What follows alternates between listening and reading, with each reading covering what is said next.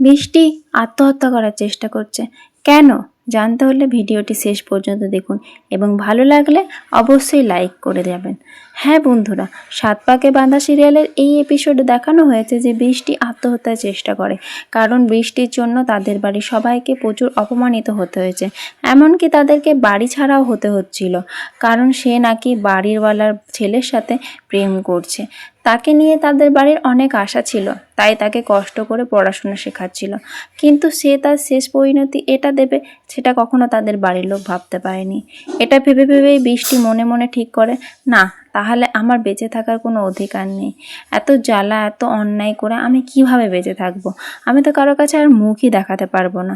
তাহলে বন্ধুরা, বৃষ্টিকে কি বাঁচাতে পারবে শেষ পর্যন্ত তাদের বাড়ির লোক, নাকি এইভাবে সে চলে যাবে এই সিরিয়াল থেকে? জানতে হলে অবশ্যই চ্যানেলটি সাবস্ক্রাইব করবেন এবং ভালো লাগলে ভিডিওটি শেয়ার করে দেবেন। ধন্যবাদ।